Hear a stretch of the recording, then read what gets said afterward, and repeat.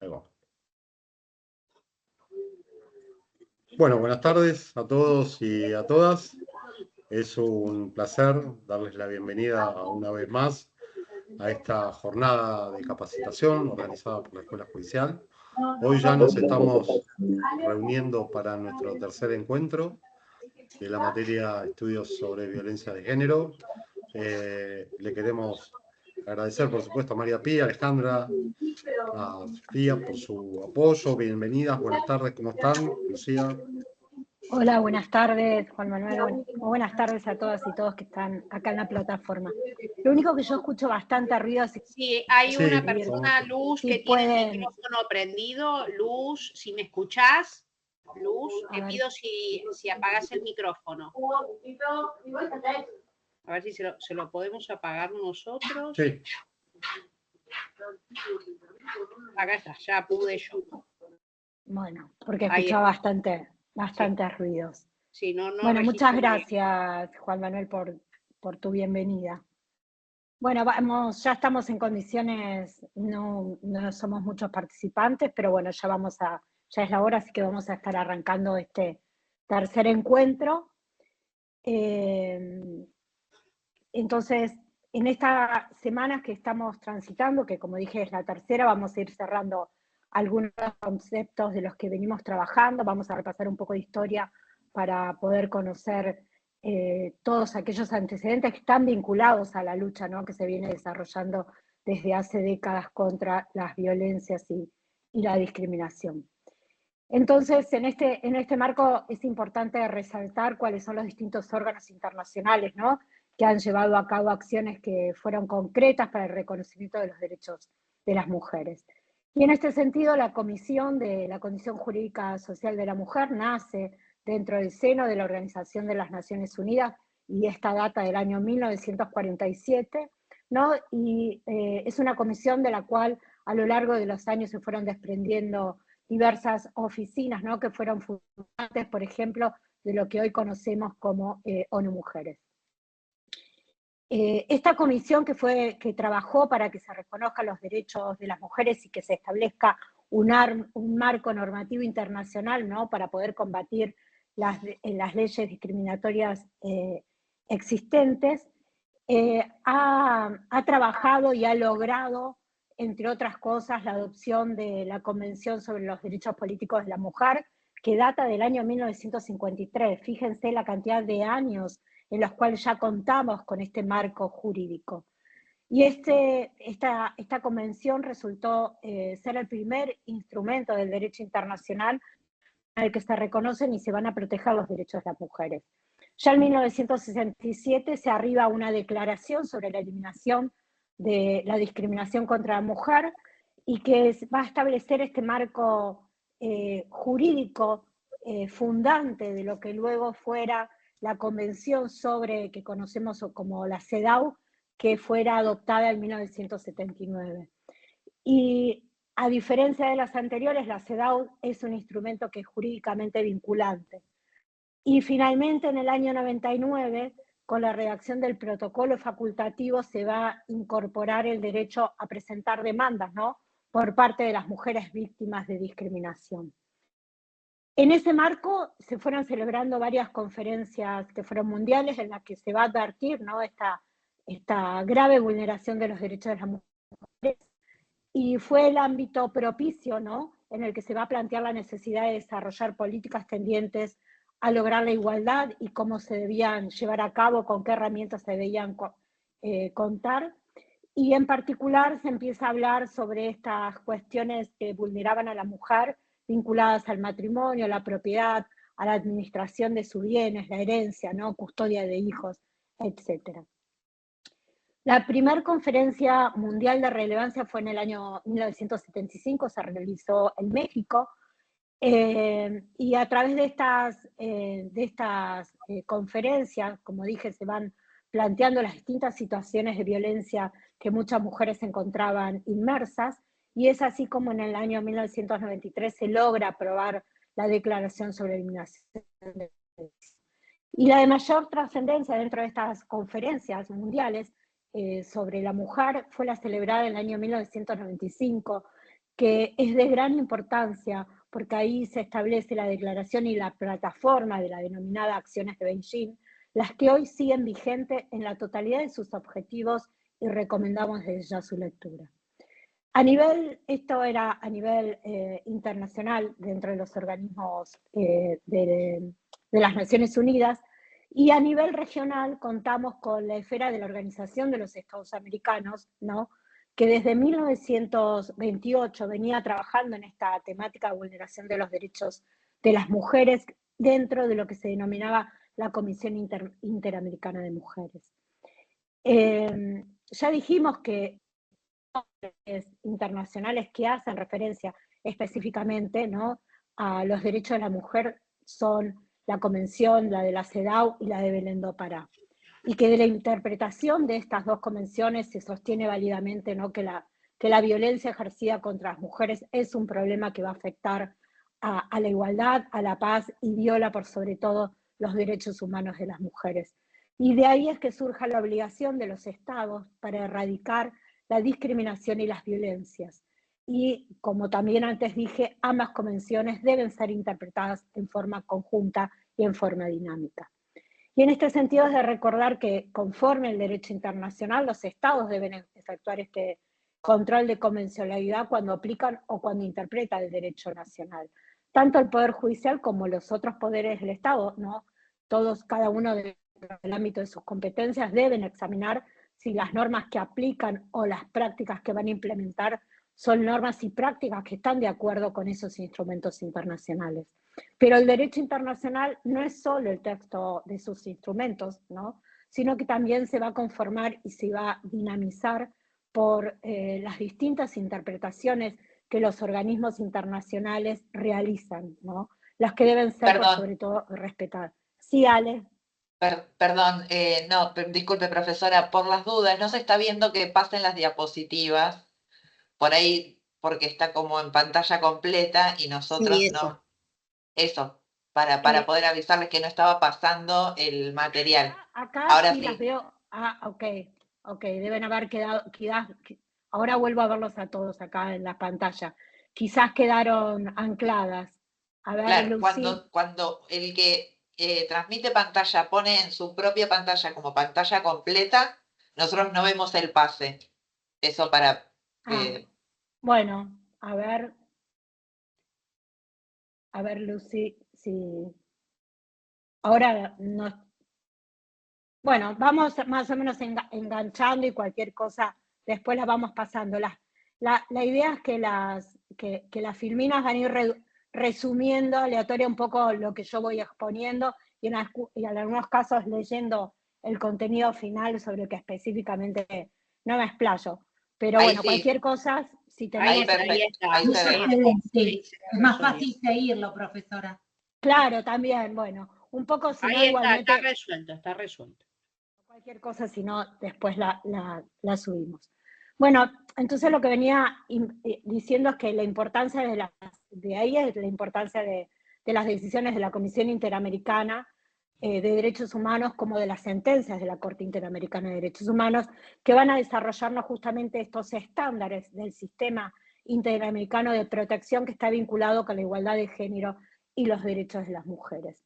La clase pasada hablamos del pacto, ¿no?, de Belén do Pará o de la Convención de Belén do Pará y de la Ley de Protección Integral. Y hoy lo que vamos a ver más concretamente es sobre CEDAW.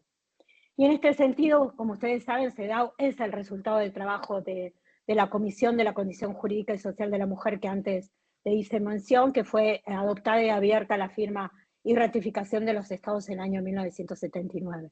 Por la República Argentina fue ratificada en 1985, fue incorporada a nuestro derecho interno, la que luego adquirir jerarquía constitucional con la reforma del año 94, conforme al artículo 75, inciso 22, entre otros convenciones o pactos de derechos humanos. Y como ya creo que lo he dicho, es muy difícil de explicar, pero la realidad ha demostrado que a pesar de estar incorporado en nuestro derecho interno y luego en nuestra Constitución, y que no se requería de ningún tipo de reglamentación en particular, tardó más de 2 décadas para que esta fuera y se haga operativa en cuanto a la utilización y la mención de esta convención. Su lectura es muy dinámica, ¿no? Y deben conocerla con profundidad, lo que obviamente es obligatoria su lectura. Sintéticamente, sí les digo que cuenta con un preámbulo, cuenta con 30 artículos, ¿no? En el que se promueve un modelo de igualdad sustantiva que va a comprender tanto el acceso a las oportunidades como la igualdad de resultados.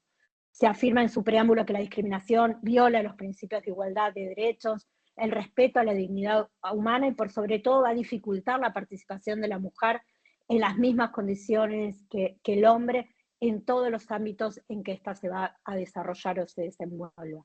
Y subraya que para lograr la plena igualdad entre hombres y mujeres es necesario modificar este papel tradicional de cómo se van a desarrollar estos en la sociedad y en la familia. Y va a hacer hincapié, ¿no?, en que la cultura y la tradición se van a manifestar a través de estereotipos, hábitos y normas que van a originar múltiples limitaciones a las mujeres, limitaciones jurídicas, civiles, políticas, etc. Y ante tales advertencias va a instar a los Estados parte a quienes obliga a que modifiquen estos patrones socioculturales. Y parece que lo reiteramos y lo reiteramos, pero desde la primera clase venimos hablando de esta necesidad de desterrar estos patrones socioculturales, estereotipados, los roles y demás, pero fíjense cómo las convenciones y las leyes de que venimos tratando hablan en igual sentido. La Convención de Belén de CEDAW va a aportar una definición de qué se entiende por discriminación, la pueden leer ahí en la filmina, va a hacer luz sobre aquellas discriminaciones que están presentes expresamente en un texto legal, pero también resalta la existencia de aquellas que son el resultado de las prácticas estatales y que surgen de leyes que son aparentemente neutrales, pero que en su aplicación arrojan resultados discriminatorios. Tengamos en cuenta que esa es una de las peores discriminaciones porque no aparece como expresa, sino que es una discriminación que es solapada o invisibilizada.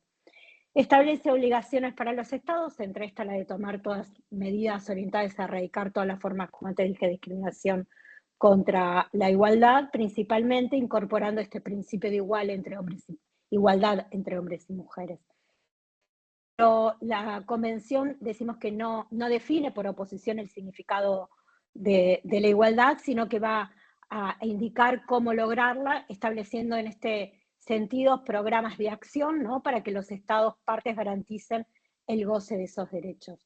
Y de acuerdo con la CEDAW, los estados no solo deben estar obligados a sentar bases legales para que exista igualdad formal entre mujeres y hombres, sino que deben asegurar la igualdad de resultado que hace a la igualdad sustantiva. Y por ello va a incorporar lo que denominamos como acciones positivas, ¿no?, que son medidas especiales de carácter temporal que están pensadas para superar las discriminaciones por las que históricamente hombres y mujeres han recibido acceso diferenciado, ¿no?, sea a los bienes o los servicios de una sociedad, así como también a las oportunidades, sea en el desarrollo o en sus actividades que quieran abarcar, siempre en perjuicio de las mujeres. Y estas medidas son una forma de compensar esta discriminación que hemos padecido en el pasado y que aún padecemos en la actualidad las mujeres, y que tiene como objeto de lograr esta igualdad sustantiva de la cual habla la Convención. El término de medidas va a abarcar una amplia gama, ¿no?, de acciones o políticas o prácticas que pueden ser de índole legislativa, ejecutiva o también administrativas o reglamentarias, como pueden ser, por ejemplo, los programas de apoyo, la asignación de recursos, un trato preferencial o el famoso cupo en los distintos estamentos. Un ejemplo de medida especial de carácter temporal para promover la igualdad de género en el ámbito político es el establecimiento de cuotas, ¿no?, o de cupos de género en los cargos de elección y representación popular. Dado que históricamente las mujeres han sido relegadas, ¿no?, al ámbito privado y se las ha excluido en este sentido de la participación de los asuntos políticos y de las posibilidades de ser electas en puestos de representación popular, las cuotas en este espacio han sido y son un mecanismo para garantizar el acceso efectivo de las mujeres a los puestos selectivos de decisión. También en los partidos políticos como en el Estado, ¿no? Y mediante las cuotas, los partidos fueron obligados, ¿no?, en función de las distintas leyes electorales que han transcurrido a lo largo de estos 20 años, o más, casi 30 diría, leyes electorales han incluido en sus listas de candidaturas a mujeres con el fin de asegurar la participación política. Nosotros en este sentido actualmente contamos con ley de paridad, que es un avance de lo que es la de cuotas.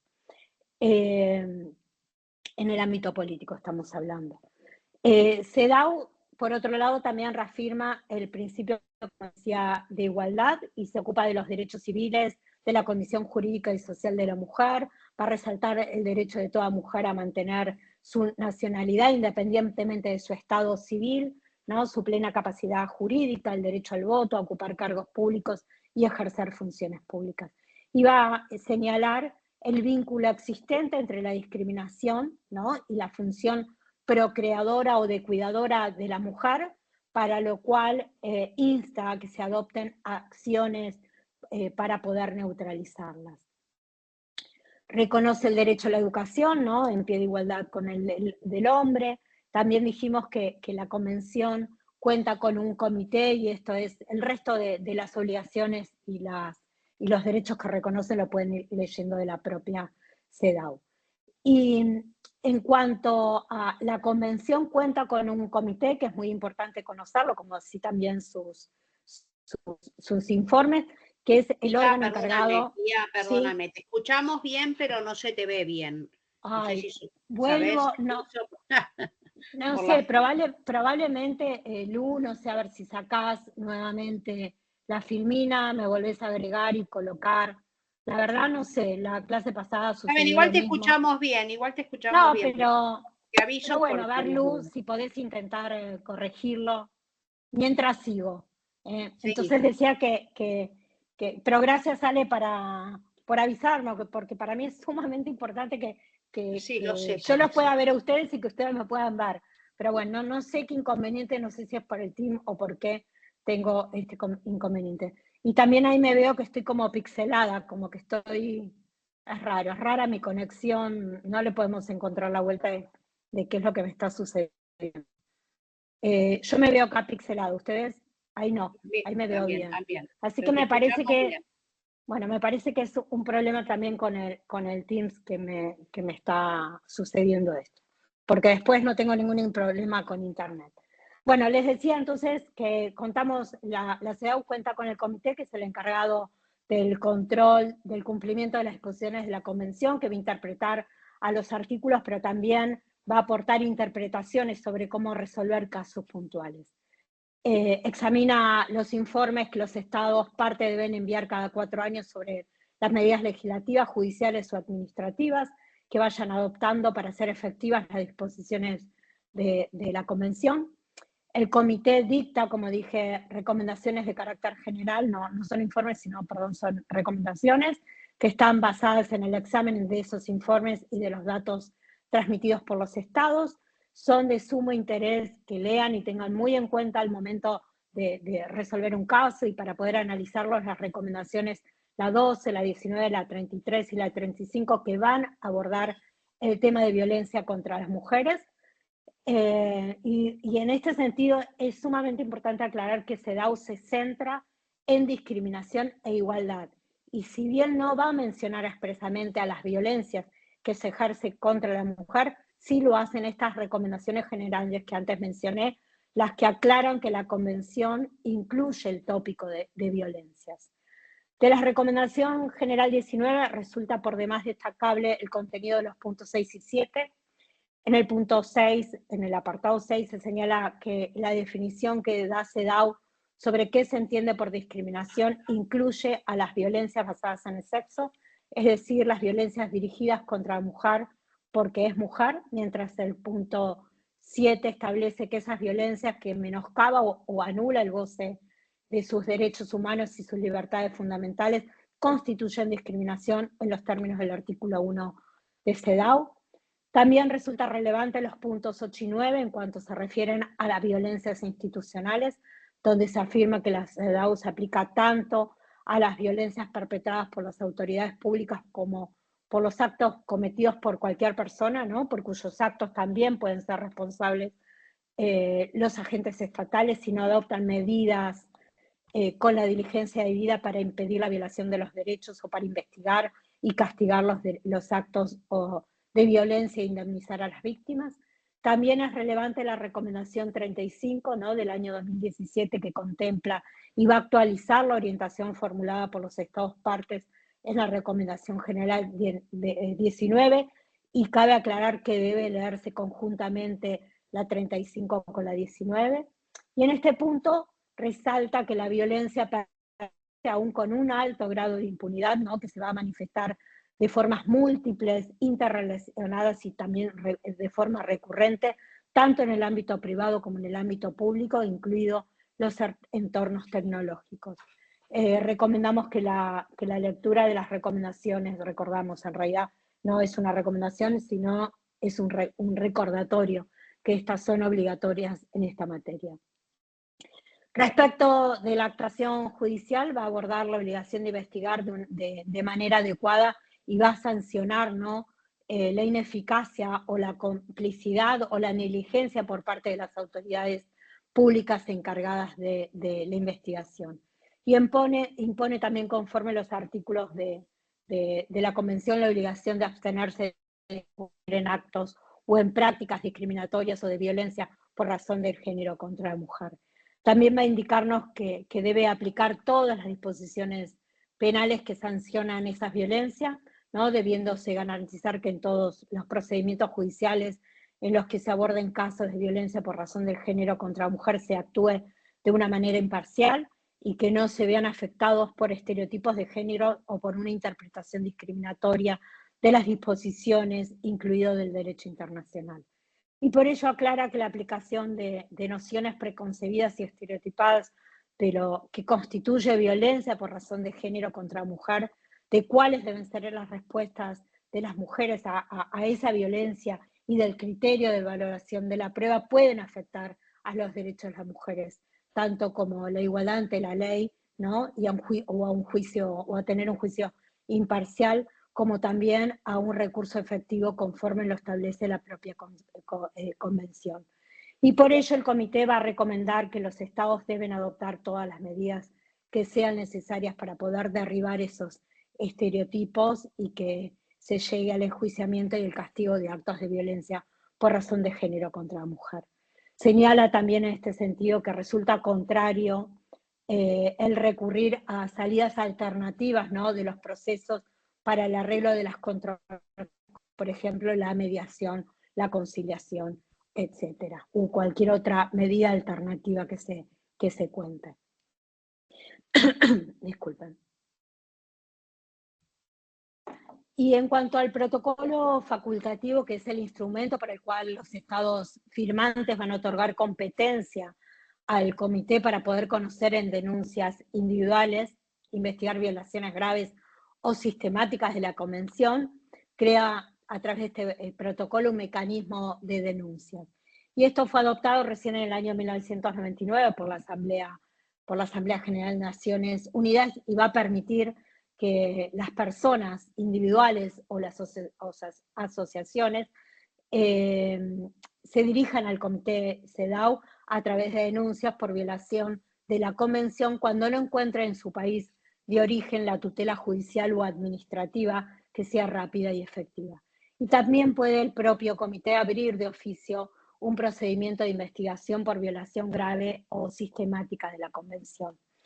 Y en este sentido es por demás destacable el caso Olga del Rosario contra el Estado argentino, que tramitara ante el Comité CEDAW en el ámbito de la CEDAW, y en el que se arribó a un acuerdo de solución amistosa que fue aprobado por el Decreto Nacional 679 del año 2020, es decir, el 17 de agosto del año 2020. Por medio de ese acuerdo de solución amistosa, el Estado argentino reconoció su responsabilidad internacional. Deben leerlo, este caso lo subimos al material dentro del anexo y dentro del teórico de esta clase, y al finalizarla vamos a proponer un ejercicio sobre esto. Sucintamente, el caso se inicia en diciembre del año 2017, cuando se presentó ante el Comité CEDAW una denuncia contra la República Argentina que fuera formulada por la señora Olga de Rosario Díaz, con el patrocinio letrado de la Defensora General de la Nación, la doctora Estela Martínez, alegando la responsabilidad del Estado argentino por haber privado a la señora Díaz de una efectiva protección contra la violencia sufrida por razón de su género, en violación de lo establecido por la Convención de CEDAW. Y en el marco de la denuncia se señaló que la actuación fue ineficaz, ¿no? Tanto en el sistema preventivo civil por haber promovido medidas composicionales entre la víctima y el agresor, y también por no haber adoptado medidas de prevención oportunas, ¿no?, que fueran efectivas e idóneas. Y también se señaló la afectación del derecho de la víctima de ser oída y que su opinión sea tenida en cuenta. Se reprochó también el traslado a la víctima del deber de garantizar su propia protección, como también la falta de seguimiento de las faltas de protección que fueran dispuestas en esa oportunidad, y por sobre todo la presencia de estereotipos en las actuaciones judiciales. Y también se invocó en esa oportunidad una ineficaz actuación del fuero penal por la falta de investigación e impunidad de los hechos que fueran denunciados ya desde el año 2002. Se señaló en este caso que el abordaje judicial fue fragmentado, que había una causa civil, 3 causas penales, cuando el conflicto exigía una atención que fuera integral y coordinada. Y allí se sostuvo que en el tratamiento del caso las autoridades judiciales no actuaron teniendo en cuenta los tratados internacionales de derechos humanos, en particular CEDAW, como así también las recomendaciones que antes le hice referencia, 19, 33 y 35, en relación a la violencia contra la mujer y su posibilidad de acceso a la justicia, y que en consecuencia el Estado había adoptado medidas ineficientes para el resguardo de la integridad psicofísica de la señora Díaz, como así también de su familia. Y en ese marco se acordaron medidas de reparación que luego les voy a pedir, no las vamos a hablar acá, sino las van a leer del propio caso. Y como también les dije, vamos a dar un tratamiento al finalizar de esta clase, un ejercicio que lo vamos a dejar volcado en el foro del docente. Y volviendo al marco jurídico, dijimos que el otro instrumento internacional es la Convención Interamericana para Prevenir, Sancionar y erradicar la violencia contra la mujer, que es la de Belén do Pará, que ya tratamos la semana pasada. Y de la clase pasada sí me quedó pendiente al hablar sobre esta convención, que tiene un mecanismo también de seguimiento de su cumplimiento, que se lo denomina MESECVI, que está integrado también por expertas, en el que se analizan los avances en la implementación de la convención por sus estados partes. Es un método de evaluación multilateral, sistemático y permanente, que está basado en el intercambio de los informes brindados por los estados partes de la convención y también por el comité de expertas y expertos. Y es importante también destacar que la sociedad civil está representada dentro de este mecanismo a través de las organizaciones no gubernamentales vinculadas a la promoción, a la defensa y a la protección de los derechos de las mujeres, y pueden participar mediante lo que se denomina los informes sombras al comité de expertos. Hasta ahora se cuenta con 3 informes hemisféricos de implementación que fueron publicados en el año 2008, en el 2012 y en el 2017, 3 de seguimiento, además de los informes temáticos, ¿no?, vinculados a los informes del hemisferio, tanto sobre violencia sexual, embarazo infantil, etc. Y recomendamos la lectura, ¿no?, de la publicación, especialmente de la del año 2020, que fue realizada en conjunto con la CIN, donde se trata el impacto de la violencia contra mujeres frente a las medidas vinculadas al COVID-19. De estas recomendaciones la pueden leer en extenso del marco teórico que subimos esta semana, pero también las pueden direccionar a los enlaces que también subimos en el marco teórico y en el anexo de la bibliografía general del curso. También contamos con otros instrumentos internacionales, ¿no? Aún de diversas jerarquías que van a proteger los derechos de las mujeres. Entre estos tenemos el protocolo para prevenir y sancionar la trata de personas, especialmente de mujeres y niños, más conocido como el protocolo de Palermo, ¿no? En el que contempla el que va a complementar en este sentido la Convención de las Naciones Unidas contra la delincuencia organizada transnacional. Iba a señalar que la trata de las personas, la prostitución, especialmente de niñas y mujeres, para someterlos a trabajos forzados y a la explotación, incluida la sexual, es considerada como una violación a los derechos humanos y es entendida como una forma moderna de esclavitud y de extrema expresión de violencia. Y se va a afirmar que una de las causas que va a facilitar estos delitos es la discriminación contra las mujeres, que está impulsada por quienes lucran, ¿no? Con este servicio que obliga a prestar a las víctimas, siendo por ello imperioso erradicar estos patrones socioculturales que van a reproducir los estereotipos de género y van a naturalizar como una práctica socialmente aceptable el sometimiento de las mujeres.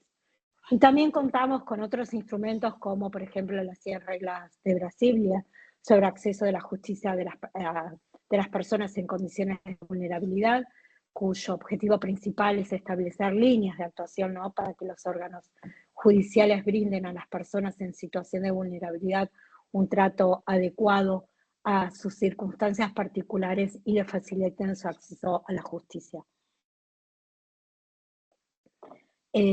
Contiene principios de actuación, ¿no? Para que se puedan vencer, para que se eliminen y se mitiguen todas las limitaciones en el acceso a la justicia de las personas en condiciones de vulnerabilidad.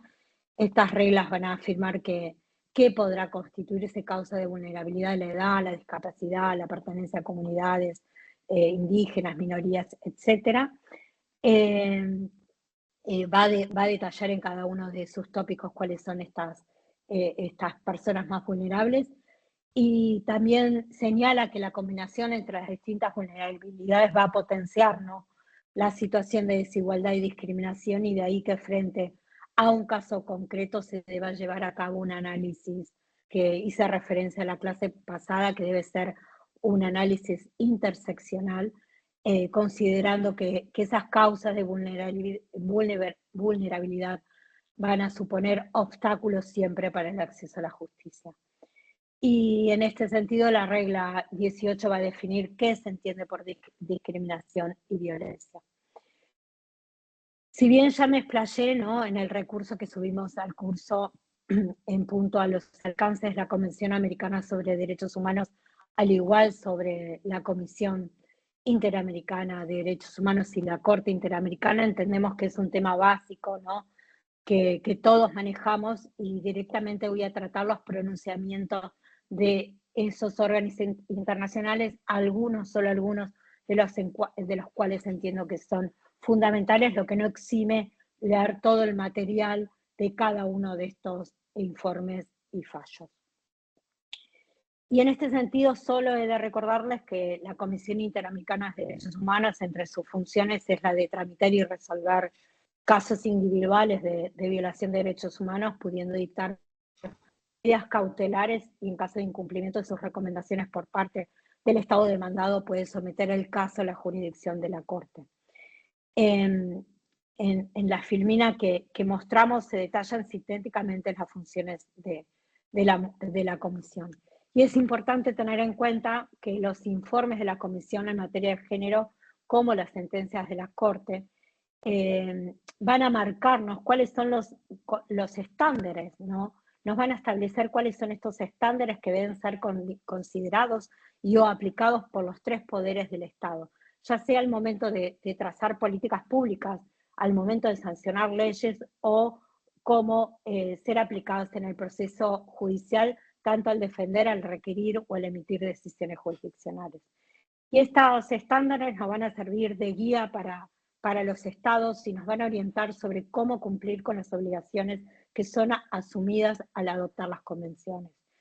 Estos estándares del sistema interamericano vinculado con la igualdad de género y en particular los derechos de las mujeres surgen a partir de estos distintos pronunciamientos de la Comisión y de la Corte y están basados en estos instrumentos regionales, ¿no?, que hacen al sistema de la OEA. Si bien, como veremos, también han hecho referencia y aplicación en algunos de sus informes y sus fallos de instrumentos internacionales que hacen a las Naciones Unidas como el CEDAW. De las decisiones de la Comisión sobre el tema de violencia contra las mujeres se extraen, como antes dije, estos estándares y que los vamos a ir resumiendo en esa filmina que vamos a ir mostrarles, pero que en extenso, como les dije, surgen del marco teórico. Puntualmente y acerca de este estrecho vínculo entre discriminación y violencia y el deber de los estados de actuación con debida diligencia, sí es relevante destacar cómo se ha expresado ya hace muchísimos años la Comisión en el caso de María da Pena Fernández, que es un puntapié inicial en el que hace referencia, ya que es el primer caso en que la Comisión aplicó, además de la Convención Americana sobre Derechos Humanos, la Convención de Belén do Pará, tratándose de un caso de violencia doméstica donde sostuvo que el Estado actuó sin la diligencia para prevenir, sancionar y erradicar la violencia doméstica por no haber sancionado por 17 años al agresor.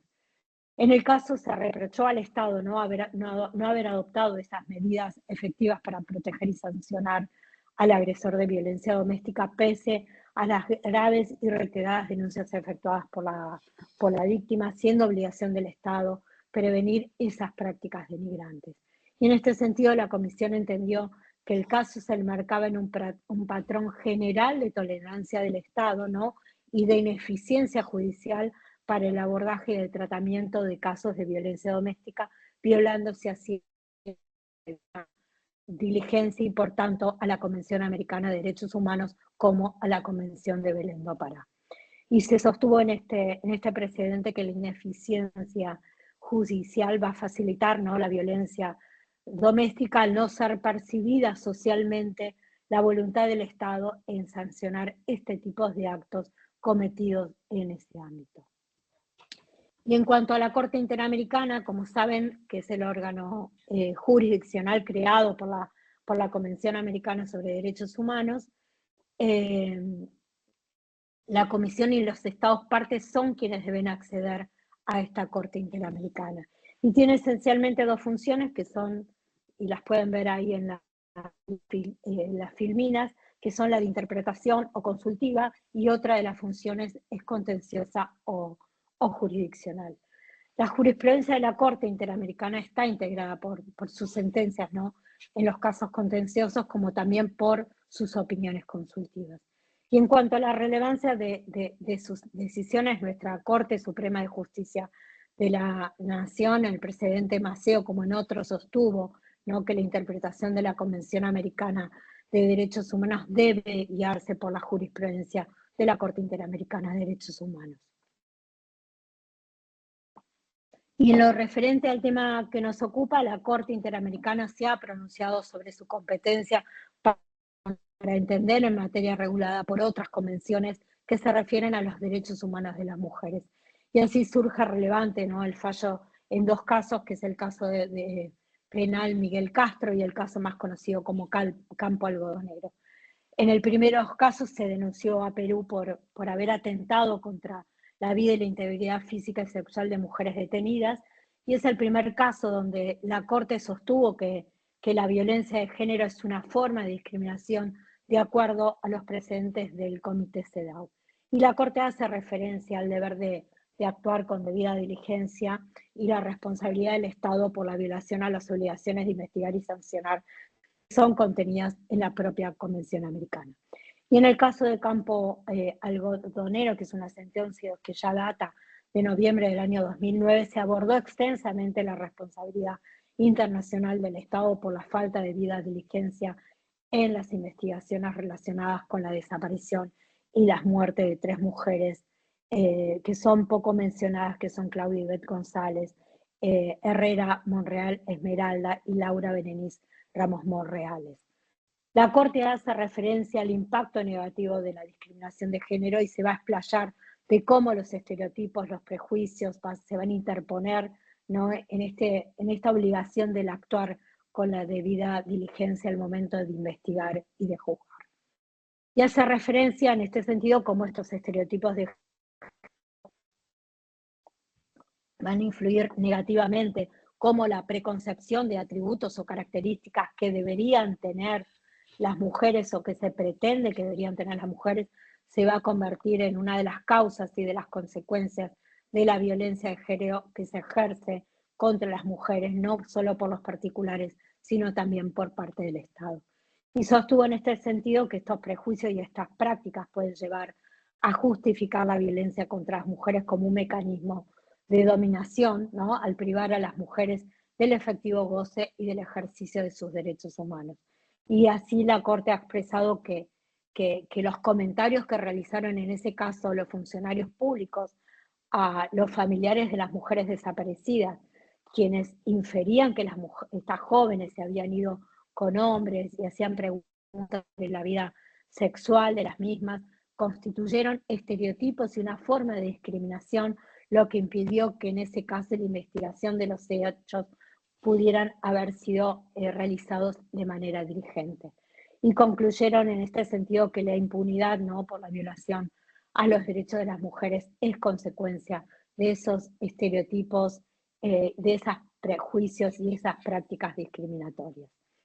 Y en este sentido también concluyeron que la impunidad de los delitos cometidos por la condición de género va a reforzar ese mensaje de que la violencia contra la mujer es tolerada, lo que va a favorecer que se vaya a perpetuar, ¿no?, y que se acepte o que se crea que las mujeres, se cree, ¿no?, en las mujeres o en toda la sociedad una sensación de que la inseguridad no les va a permitir denunciar, ¿no?, porque va a despertarles en ella una desconfianza en el sistema de administración de justicia. La jurisprudencia de la Corte Interamericana va a señalar en este sentido cómo la utilización de estos estereotipos van a influir en las investigaciones ocasionando violación a los derechos de la víctima.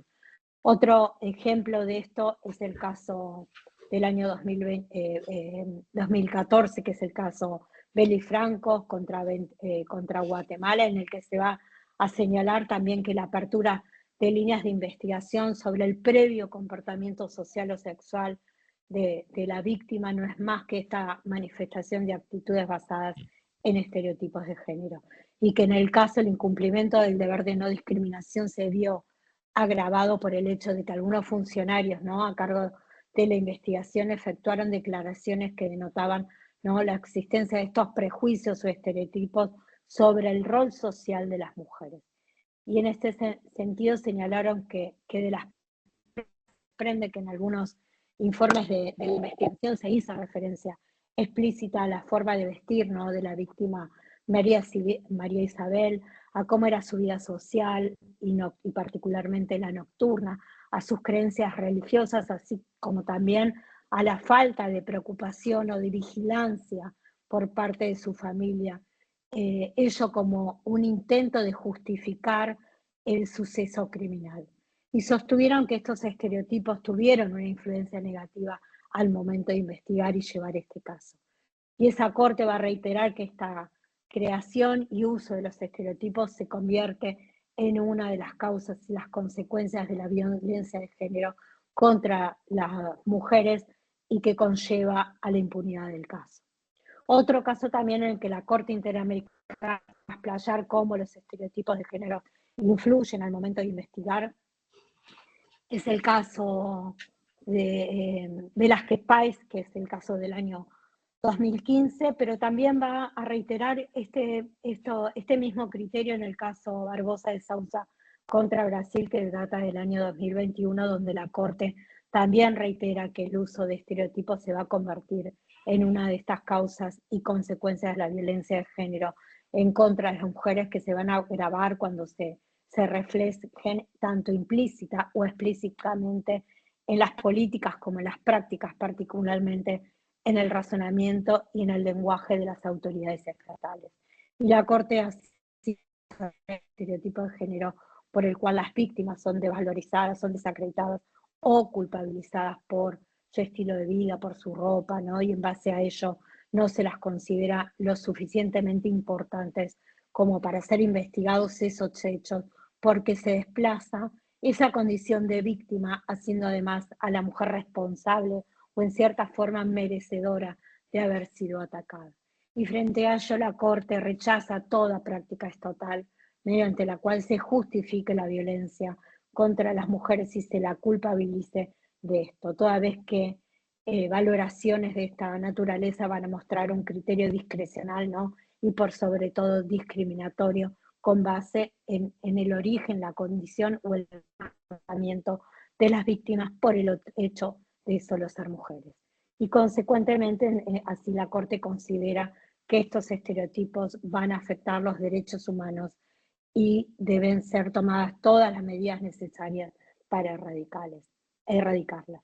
En este sentido, otro fallo también del año 2021, ¿no? Que es el caso Manuela y otros contra El Salvador, también se trató la vulneración por parte del Estado de los derechos de la libertad personal, como de la integridad personal y la vida de quienes resultaran víctimas, y también reitera esto del estereotipo de género y como referencias a las preconcepciones o atributos o conductas o las características que se espera de las mujeres o de los papeles que éstas deben desarrollar influyen discriminatoriamente al momento de analizar, juzgar y tratar con la debida diligencia el caso. Es interesante en este sentido que tomen lectura del cuadernillo de jurisprudencia de la Corte Interamericana que ha sido publicado en el año 2021, en el cual se van volcando toda esta jurisprudencia de la Corte. Entonces, como vimos, son varios y múltiples los precedentes en los que la Corte Interamericana, como la Corte Interamericana destacó, ¿no? Este estrecho vínculo existente entre los estereotipos y los prejuicios y la falta de ver de los estados de actuar con la debida diligencia para prevenir, investigar, sancionar, como también de reparar los actos violatorios de derechos humanos. Sabemos que la debida diligencia no es otra cosa que el contar con procedimientos que sean legales, justos y eficaces, ¿no? En los que se debe garantizar el acceso efectivo de las víctimas a esos recursos que amparen sus derechos en tiempo oportuno. Y que ese deber de los estados de actuar con la debida diligencia contiene la obligación también de prevenir, investigar, sancionar y reparar los actos violatorios de derechos humanos.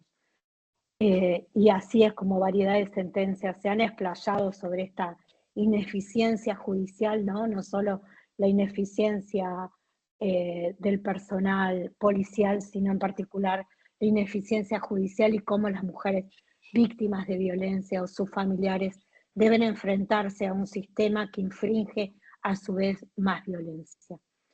Sabemos que el acceso a la justicia constituye una de las defensas con las que debe contar las víctimas y las familias, por las que se requiere que este debe ser sencillo y efectivo, ¿no? Y que debe ser no solo un recurso para procesar y condenar a los responsables de los actos de violencia, sino debe ser un mecanismo también para prevenir y reparar.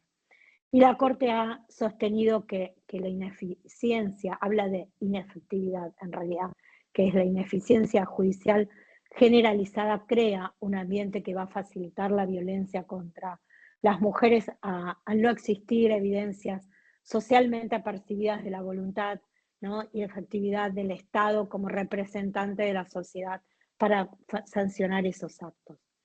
Y al presentar la comisión ante la Corte el caso Campo Algodonero, en su informe expresó que las autoridades faltaron a ese deber de actuar con la debida diligencia para investigar, ¿no? En forma pronta y exhaustiva la desaparición de las jóvenes.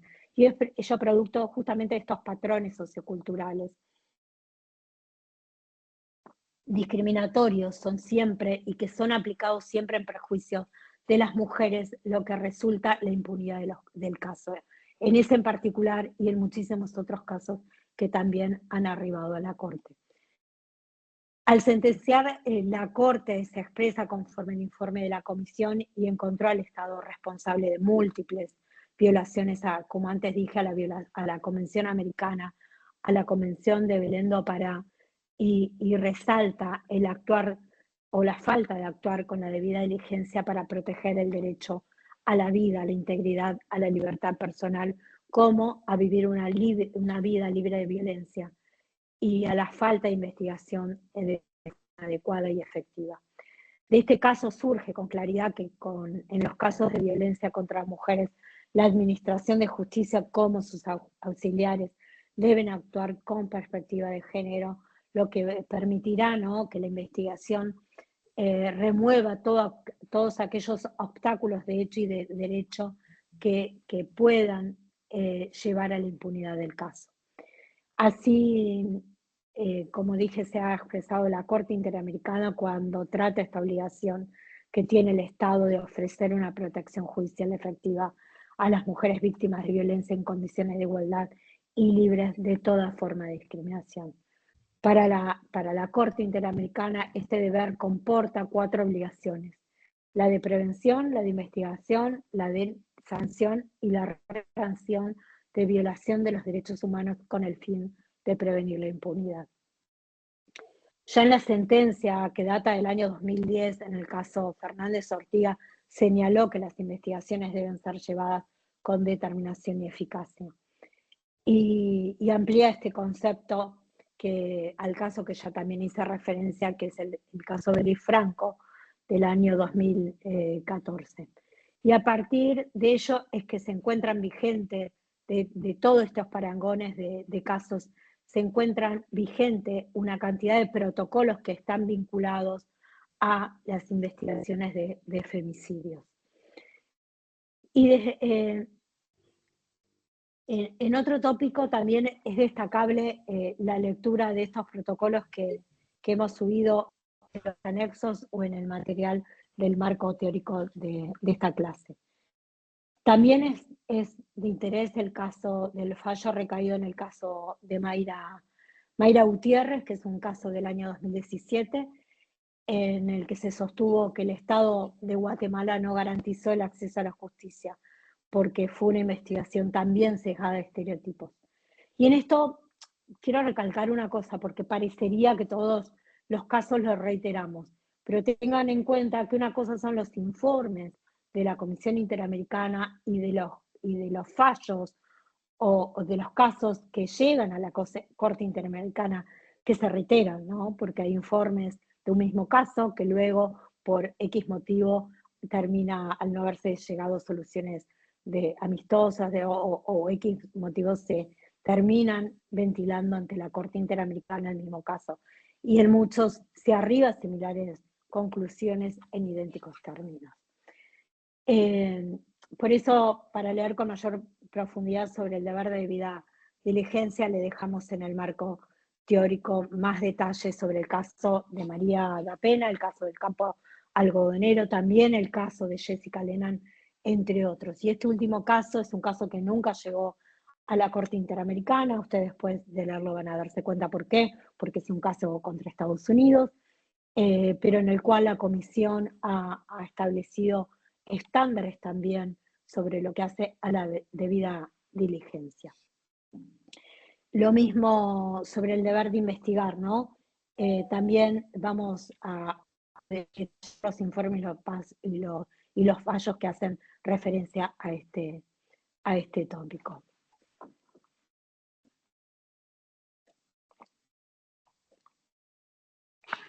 Disculpen, pero tengo no sé si me ven, pero estoy tomando agua que estoy extremadamente... Yo no me puedo ver, ahora me estoy dando cuenta que de golpe desapareció mi imagen. Pero bueno. Ahora se te ve, Pía, se te ve. Yo acá quedé como pixelada. Bueno, les recomendamos que lean, como les decía, el informe también de del Consejo de Derechos Humanos de la ONU sobre violencia contra la mujer en la Argentina en este sentido. En el año 2017 se publicó el informe que fue presentado por la Asamblea General por parte de la Relatora Especial sobre Violencia contra la Mujer, que es relativo a la misión que se llevó a cabo en la Argentina a partir de la visita que tuvo lugar en el año 2016. En ese informe se examinó, ¿no?, las deficiencias y dificultades que fueron observadas en el cumplimiento por parte de nuestro Estado de sus obligaciones de eliminar la violencia contra la mujer y las recomendaciones a las medidas para prevenir y poder combatirla. Bueno, ya dejando el marco internacional, que el resto lo pueden leer también del marco teórico, nos resta ver algunos tópicos respecto al marco normativo nacional y provincial en materia de género. Ya hemos visto de la legislación argentina en general que ha tenido un significativo avance, ¿no?, que se ha visto reflejado en las diversas leyes que fueron incorporadas, siendo por demás trascendente la que ya vimos, que la 26485, que es sobre el protocolo sobre protección integral para prevenir, sancionar y erradicar la violencia contra mujeres, ¿no?, que ya la vimos en la clase pasada y que como también hemos dicho se basa primordialmente en las 3 convenciones que se resaltan en la materia, que son sobre los derechos del niño, la CEDAW y de Belén do Pará. Pero también se han dado otros avances a resaltar, como por ejemplo en materia de salud sexual y reproductiva, ¿no?, lo que hace a la Ley de Interrupción Voluntaria del Embarazo, que fue sancionada en el año 2020, la creación del Programa Nacional de Salud Sexual y Procreación Responsable, y en otros planos también lo han sido en educación, ¿no?, la previsión de impedir o de continuar cursando a las jóvenes embarazadas, en materia laboral también aquella que está vinculada a las licencias por maternidad o el cuidado, las leyes sobre seguridad social, ¿no?, para las mujeres que se dedican al hogar, la protección de las trabajadoras de casas particulares, etc. También hubo un avance y un reconocimiento a los derechos civiles, ¿no?, y políticos al dictarse leyes sobre identidad de género, matrimonio civil e igualitario, cupo femenino, paridad, etc. Y también se abordó el acoso, la explotación sexual y la trata. Se modificó también el Código Penal, ¿no?, en delitos, por ejemplo, contra la integridad sexual. Se incorporó ya, esto data del año 2012, el femicidio, ¿no?, trazado como un nuevo paradigma, ¿no?, al modificarse el artículo 80 del Código Penal. También se amplió las figuras de homicidios calificados por el vínculo. Se incorporó también un concepto de crímenes de odio por el género, por la orientación sexual o identidad de género. Se incorporó el agravante cuando el homicidio es perpetrado por un hombre o una mujer, cuando mediara violencia de género, otorgándole nombre a esa violencia que es ejercida, como antes dije, como el femicidio. También se sancionaron otras leyes como la ley Brisa, ¿no?, que creó el Fondo de Reparación, que es un fondo económico destinado a las niñas, niños y adolescentes que son víctimas de violencia familiar o de género. También se implementó líneas telefónicas gratuitas, ¿no?, como la 144 y otros programas de ayuda o asistencia. La ley Micaela, que todos conocemos, la más reciente como la ley Lucio, ¿no?, que dispone también la capacitación obligatoria de médicos y agentes de salud, y otros avances legislativos de gran relevancia, como es la reforma o en realidad la sanción del Código Civil y Comercial, en el que está presente la perspectiva de género. Se avanzó en este sentido en la protección de derechos vinculados a las relaciones de familia, de niños y adolescentes y la bioética. Se destaca el valor económico del trabajo en el hogar, ¿no?, igualando en este sentido el derecho en los apellidos de los hijos y las hijas, el valor económico del trabajo en el hogar, las uniones, se introduce las uniones convivenciales, ¿no?, en reemplazo del concubinato. Y sí me parece muy importante resaltar, el resto también lo pueden leer del marco teórico, de los propios síntesis del nuevo Código Civil y Comercial, sino que este código adopta un lenguaje inclusivo, ¿no?, de tanto esto que hemos hablado en la otra clase, que se lo critica, pero esto es lenguaje inclusivo, cuando se ha reemplazado términos como concubinato por unión convivencial, cuando se instituyó patria potestad, que tenía un resabio del por responsabilidad parental, cuando no hablamos más de tenencia de hijos, sino hablamos de cuidado personal, esposos, esposas por cónyuges y padres por progenitores, progenitoras, menores por niños, niñas y jóvenes y adolescentes, etc.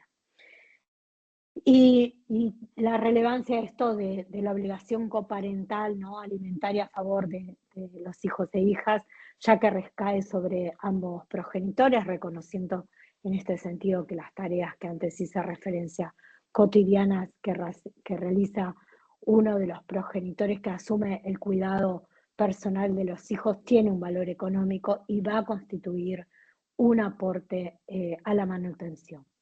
Y otro avance legislativo, ¿no?, es el reconocimiento de los derechos de las víctimas por medio de la sanción de la Ley Nacional 27372, creo que hice mención la clase pasada, que abarca los derechos y las garantías de toda persona víctima de delitos, ¿no?, a ser escuchada en el proceso, y a nivel provincial contamos con la Ley 15.234, en la que se impone no solo la obligación de los magistrados de escucharlos cuando sí lo hayan requerido ante la toma de cada decisión, sino también ante quienes lo requieran. Por ende, la interpretación que se hace de esto es que todas las partes del proceso, los fiscales en estos casos, están obligados a la escucha de las víctimas frente a cada una de sus requerimientos.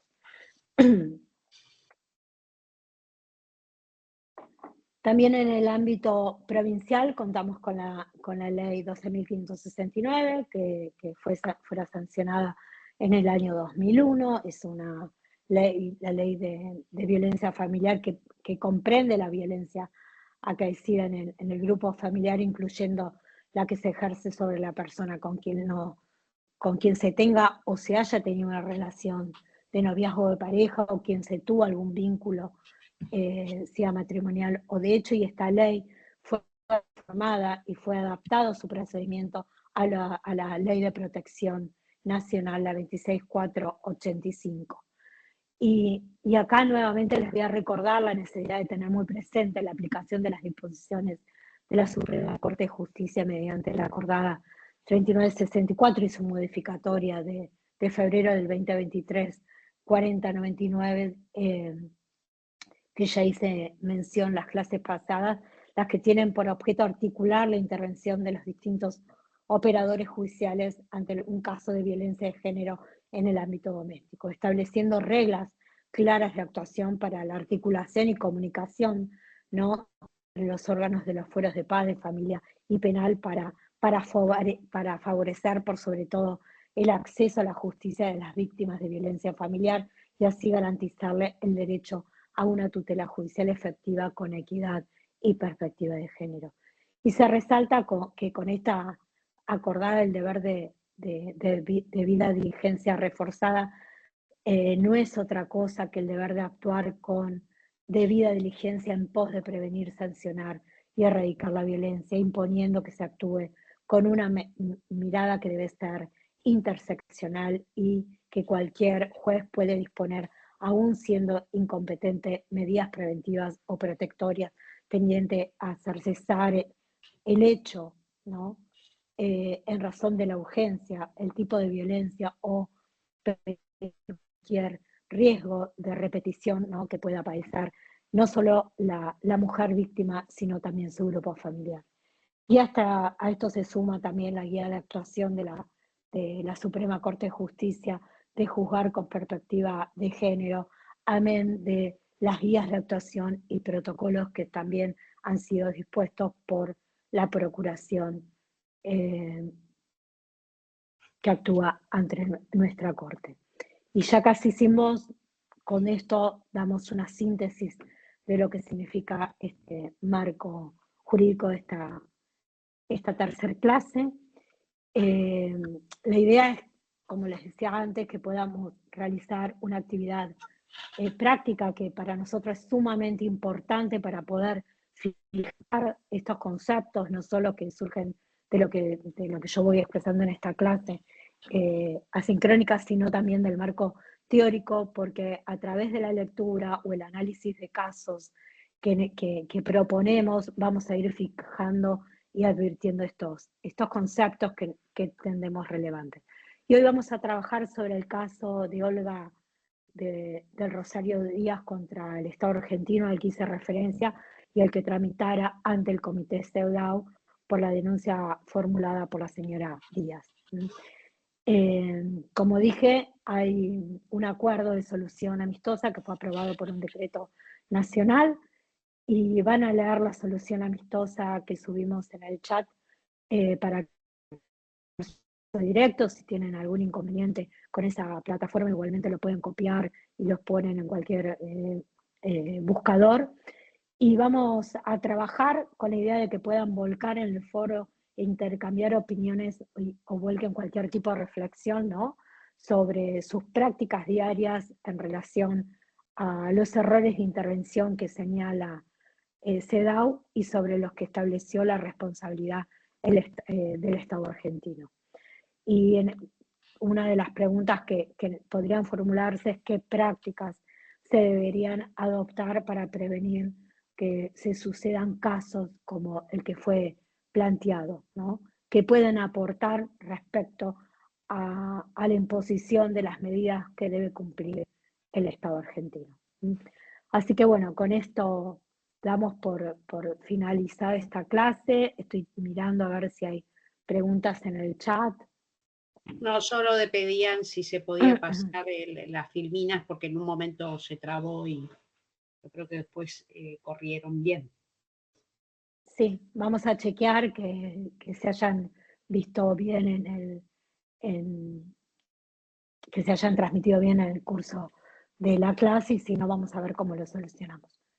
Pero yo fui siguiendo de lo que iba hablando, se iban leyendo. Se cortó en un momento y luego se pudo reanudar.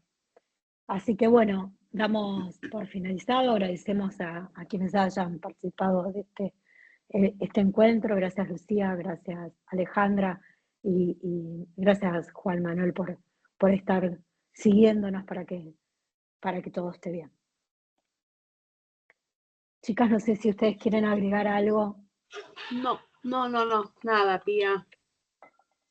Se está escribiendo. Bueno, como les dije, en el anexo que sufrimos en el campo virtual, es amplísima la documentación que surge, que pueden leer en los pies de página del marco teórico, y después ir directamente a la web.